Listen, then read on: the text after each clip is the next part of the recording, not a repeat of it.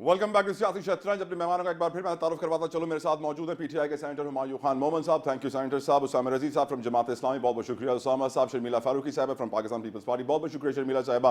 राना एहसान अफजाल साहब from PMLN, thank you so very much Rana साहब फॉर योर प्रेशियस टाइम।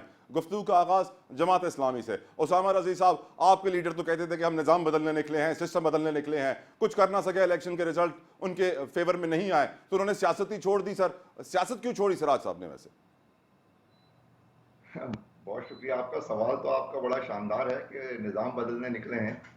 तो जो इलेक्शन है वो तो मुरव्वजा निज़ाम में है, जुल्म के निज़ाम में है, जागीरदारों के निज़ाम में है, लुटेरों के, सरमायादारों के, जरदारों के निज़ाम में है।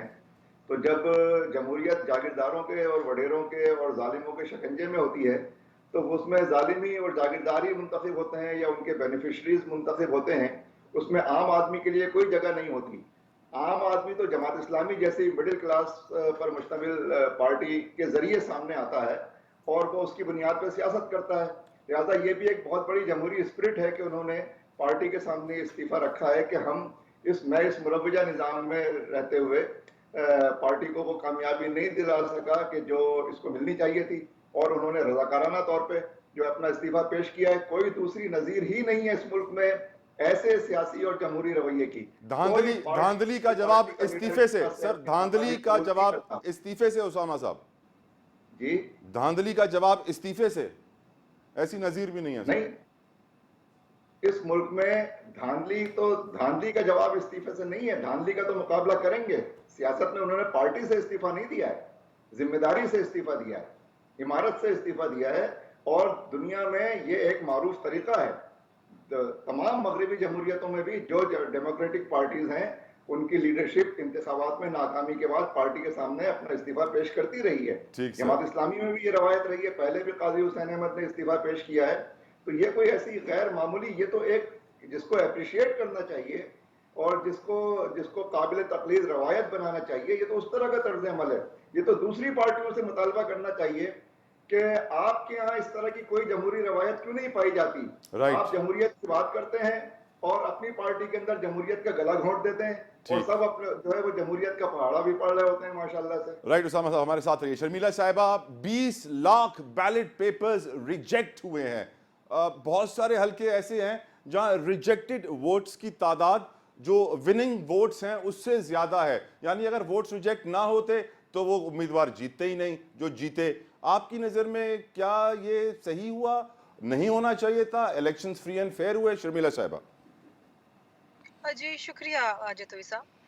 देखिए जी, हर हलके के अंदर, हर इंतखाब के अंदर वोट्स रिजेक्ट भी होते हैं और बहुत दफ़ा ऐसा हुआ है कि जो लीड होती है जीतने की, उससे कई ज़्यादा रिजेक्टेड वोट्स होते हैं और वो जेन्युइन भी होते हैं। इसका मतलब ये नहीं है कि वो रिजेक्टेड वोट्स जो हैं अगर वो काउंट कर लिए जाते तो जी जो कैंडिडेट हारा हुआ है वो जीत जाता। रिजेक्ट वोट्स होने की मुख्तलिफ वजूहात होती हैं। जब आप पेपर फोल्ड करते हैं तो जहाँ आपने स्टैंप लगाया होता है अगर वो कहीं और उसकी इंक लग जाए तो फिर ज़ाहिर बात है वो रिजेक्ट हो जाता है, बिकॉज़ यू डोंट नो कि आपने स्टैंप किस कैंडिडेट पे लगाया है। बहुत सारी वजूहात होती हैं और ये हमेशा होता है, छोटा हल्का हो, बड़ा हल्का हो। इवन सेनेट के इलेक्शंस में आपको याद होगा कि 3-4 वोट्स रिजेक्ट हो गए, उससे हमारे कैंडिडेट रह गए। तो ये एक हकीकत है और इसको तस्लीम करना चाहिए। बहुत दफ़ा ऐसा भी हुआ है कि इन रिजेक्टेड वोट्स की बुनियाद के ऊपर हल्के में दोबारा रिकाउंटिंग हुई है और इस रिकाउंटिंग के अंदर जो जीता हुआ कैंडिडेट था वो मज़ीद वोट्स के साथ जीता। बहुत दफ़ा ऐसा हुआ है जो हारने वाला कैंडिडेट वो जीत गया। तो इसके ऊपर कोई एक जामे या कोई एक स्वीपिंग स्टेटमेंट कोई नहीं दे सकता। राइट, अब आपका जो दूसरा सवाल था कि जनाब कि क्या फ्री एंड फेयर इलेक्शंस हुए हैं? देखिए, मैं समझती हूँ कि इस मुल्क के अंदर कभी भी आप ये नहीं कह सकते कि 100% इलेक्शंस फ्री एंड फेयर हुए हैं। काश कि ऐसा वक्त आए कि हम कहें कि जी ऑफ कोर्स और कोई इस पे इल्ज़ाम न लगाए। अक्सर हारने वाला यही कहता है कि जी धांधली हुई है और धांधली के साथ मुझे हराया गया है। कोई भी हारने वाला ये नहीं कहता। बहुत ही कम कुछ लोग होते हैं जो कहते हैं जी मैं हार गया और वो तस्लीम, और उसमें हमारे कैंडिडेट्स हैं। कायरा साहब ने बड़ी बुर्दबारी का मुज़ाहिरा किया, उन्होंने कहा कि जी ठीक है मैं हार गया हूँ। और हमारे 1-2 और कैंडिडेट्स हैं जिन्होंने इस बात को तस्लीम किया, and that is the right way. ये ज़िंदगी मौत का फैसला तो नहीं है ना। हार और जीत हर इलेक्शन में होती है।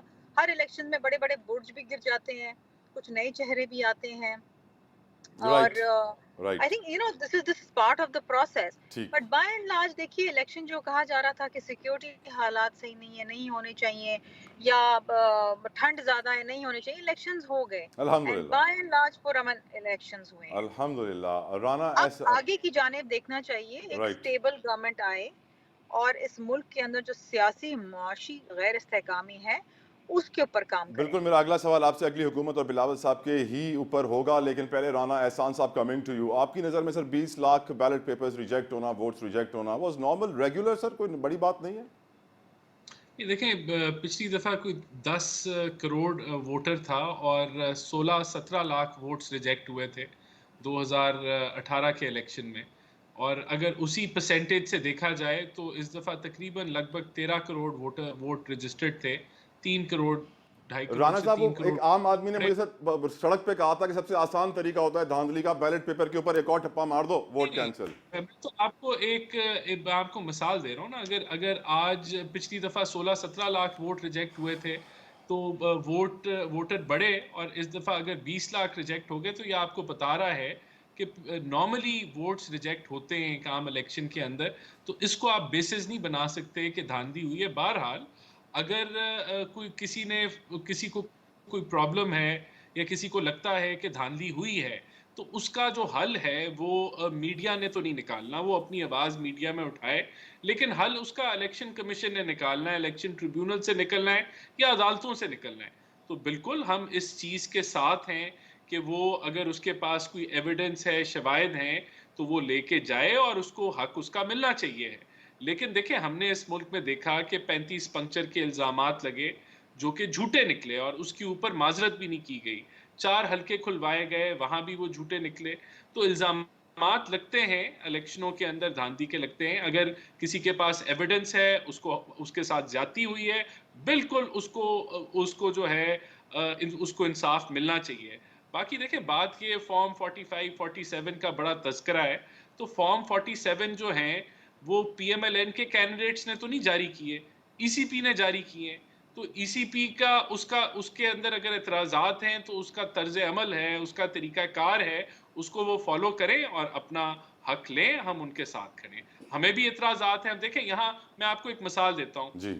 अब डॉक्टर यास्मीन की एक वीडियो जारी हो रही है जिसमें सफ़ेद रंग के बैलेट पेपर पे कोई थप्पे लगा रहा है और उसको बड़ा स्प्रेड वो वायरल हुई है कि देखें जी, यास्मीन डॉक्टर साहबा के हल्के में धांधली होके वोट स्टैंपिंग की जा रही है. अब लोगों को ये भी नहीं पता कि जो नेशनल असेंबली की सीट है वो ग्रीन बैलेट पेपर था.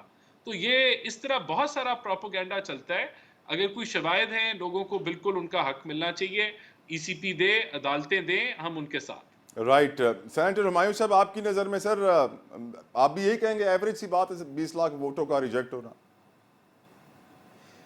बिस्मिल्लाहिर्रहमानिर्रहीम. देखिए, इस तरह है कि वोट अगर आप देखें ये परसेंटेज तकरीबन ऑलमोस्ट 3% to 4% के दरमियान में फॉल करती है. मेरे लिहाज से ये काफ़ी high percentage of rejected vote. लेकिन अगर हम ओवरऑल देखें उसको आप प्रॉब्ली पूरी तरीके से इसके एनालाइज नहीं कर पाएंगे. लेकिन अगर हम एक हल्के को देखें, फॉर एग्जांपल मेहर बानो जो कुरैशी, उनके अगर हम हल्के को देखें तो वहाँ पे 16.5 हज़ार जो है ना वो कैंसिल हुए हैं. अच्छा, अब ये याद रखें, इस दफ़ा की ज़रा आप पोजीशन को देखें कि एक बंदा है जो जाता है, जो पहले पूरी तहकीक करता है कि इस हल्के में पाकिस्तान तहरीके इंसाफ का कैंडिडेट कौन है, उसका निशान क्या है. उसके बाद 16,000 लोग डबल ठप्पा लगा के आ जाते हैं. समझ में नहीं आती. अच्छा, ये पैटर्न जो था ना, ये 2013 में ये जो 35 पंक्चर की बात करते हैं, उस 35 पंक्चर में जो 4 हल्के खुले थे, ये याद रखें आप, जब भी आप किसी जगह पे एनालिसिस करते हैं तो आप उसका एक सैंपल साइज लेते हैं. वो 4 सैंपल साइज थे. उन चारों सैंपल साइज में कोर्ट ने कहा था कि इसके अंदर एक मुनज़्ज़म धांधली नहीं हुई थी. लेकिन मैं आपको अगर पैटर्न बता दूं, वो एक ही पैटर्न था. वो ये था कि जो लोग अपना हल्का हारे थे, उनके जो रिजेक्टेड वोट्स थे, उनकी तादाद उनके डिफरेंस ऑफ वोट से ज्यादा थी. यही पैटर्न जो था, ये जो बाय इलेक्शन हुआ था 2022 में, जो बाय इलेक्शन हुआ था उसमें भी यही पैटर्न हुआ था. 2018 में भी यही पैटर्न था. नहीं 2018 में 2018 में सॉरी 2018 में ये पैटर्न नहीं था, 2018 में पैटर्न ये बिल्कुल नहीं था, लेकिन देखिए आप मुझे बोल लेने दें, आप हमारे हल्के में आप- रिजेक्टेड वोट ज्यादा थे।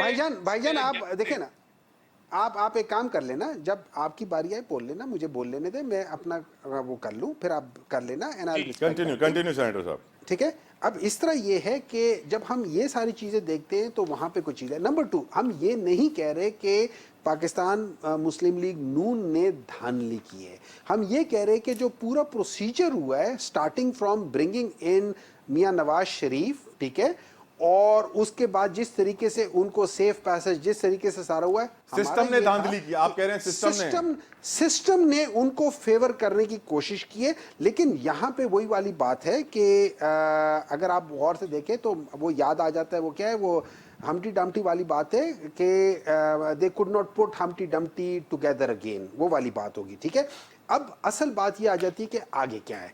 देखिए जिस तरीके से मैं टोटली एग्री करता हूं कि जो कायरा साहब ने जैसे बात की है, मुस्तफ़ा खोकर साहब ने जैसे बात की है, हाफिज नईम साहब ने जैसे बात की है, और बहुत सारे दीगर लोगों ने भी बात की है, मैं समझता हूं ये एक बहुत बड़ी बात होगी है कि आहिस्ता आहिस्ता हम लोग हायर मॉरल ग्राउंड की तरफ जा रहे हैं। और मैं समझता हूं कि इसमें जो पीपल्स पार्टी वाले हैं या जो बाकी पार्टीज वाले हैं, कि हमारा टसल तो हम समझते हैं कि पाकिस्तान मुस्लिम लीग नून के साथ है, ठीक है, उन्होंने हमारा या उनके लिए हमसे चोरी की गई है, ठीक है। तो अगर जो बाकी उस लेवल के कैंडिडेट है, जैसे ये मुस्तफ़ा खोकर साहब ने अपने 2 हलकों में कहा है कि मेरे भी फॉर्म 45 के तहत पीटीआई जीती है, तो फिर बाकी 2 लोगों को उसूलन वहां से हटा देना चाहिए। एंड नंबर 2 अदरवाइज वही वाली बात होगी जैसे राना साहब ने कहा है, हम सबसे पहले इलेक्शन कमीशन के पास गए, उन्होंने नहीं मानी बात तो हम ट्रिब्यूनल में जाएंगे, वो नहीं मानेंगे तो हम हाई कोर्ट में जाएंगे, सुप्रीम कोर्ट में जाएंगे। और आई होप कि चीफ जस्टिस साहब जिन्होंने पाकिस्तान तहरीक इंसाफ के इंट्रा पार्टी इलेक्शंस के अंदर एक बेज़ाब्तगी देखी थी और उसकी वजह से बल्ले के निशान ले लिया था, थैंक यू वेरी मच, आपने सबसे बड़ा दरवाजा खोला है धांधली के लिए। नंबर 2 अब वो इसको देख के वो इसको कोशिश करेंगे कि इस गलत काम को रिवर्स करें, क्योंकि ये उनकी जिम्मेदारी बनती है। ठीक, अच्छा अब एक मुझे ब्रेक का कहा जा रहा है, लेकिन ब्रेक से वापस आके उसामा साहब आपसे जरूरी सवाल पूछना है कि हाफिज नईम उर रहमान साहब ने अपनी सिंध असेंबली की सीट से दस्तबरदार होने का फैसला क्यों किया। अपने पैनल से बड़ा जरूरी सवाल पूछना है, निगरान वजीर आजम ने आज एनआरकी का जिक्र क्यों किया, और ऑफ कोर्स कौन होगा अगला वजीर आजम, पहला मौका बिलावल भुट्टो जरदारी को मिलेगा या मियां नवाज शरीफ को। ब्रेक के बाद।